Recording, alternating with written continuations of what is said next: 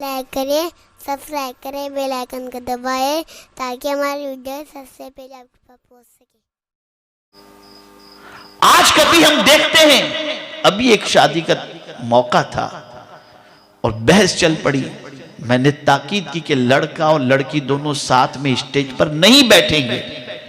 میری بات کل کی تاریخ میں اگر کوئی اس قسم کا پروگرام کرنے والا ہے تو میں گزارش کروں گا کہ اس پروگرام کو ڈراپ کیجئے گا، لڑکے کو الگ بٹھاؤ، لڑکی کو الگ بٹھاؤ۔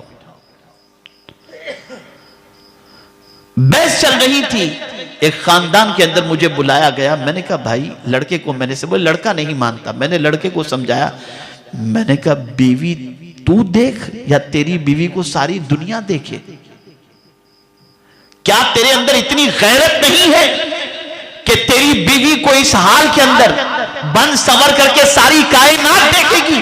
کیا ہر آنے والا بہن کی نظر سے، بیٹی کی نظر سے دیکھے گا؟ تیرا ضمیر اتنا مردہ کیسے ہو گیا کہ تو اپنی بیوی کو دنیا کے سامنے نمائش کے طور پر رکھنے کا ارادہ کر رہا ہے؟ خوبصورت ہے تیرے لیے ہے، جاذب نظر ہے تیرے لیے ہے، سب کے لیے تو نہیں ہے۔ اللہ نے اس کے دماغ میں بات بٹھا دی، وہ رویا اور اس نے کہا حضرت میں وعدہ کرتا ہوں اب تو بالکل پردہ، یقیناً بیوی تو میرے لیے ہے، میری بیوی کو دیکھنے والے میرے دوست بہن یا بیٹی سمجھ کے تھوڑی دیکھیں گے۔ اگر کوئی شخص اس چیز کی پرواہ نہیں کرتا تو یاد رکھیں لا يدخلون الجنت ابدا، وہ جنت میں کبھی بھی داخل نہیں ہوگا۔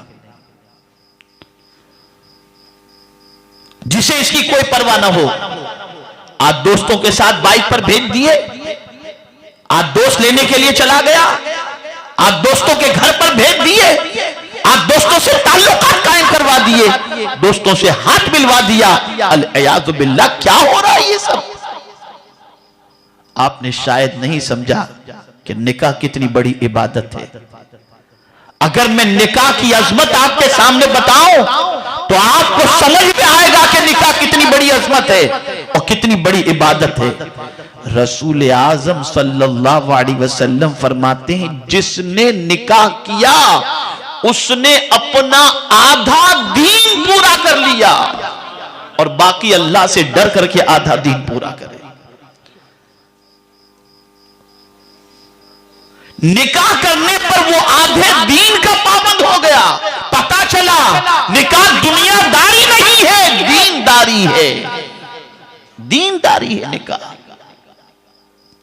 اور ہاں یہاں یہ بھی عرض کر دوں، حضور صدر الشریعہ علیہ الرحمہ نے فرمایا اگر کوئی نکاح اس لیے کرتا ہے کہ میں اپنی خواہش پوری کروں گا، بس خواہش کے علاوہ اور کوئی اس کے ذہن میں ہے ہی نہیں، تو فرماتے نکاح تو ہو جائے گا لیکن سنت کا ثواب نہیں ملے گا۔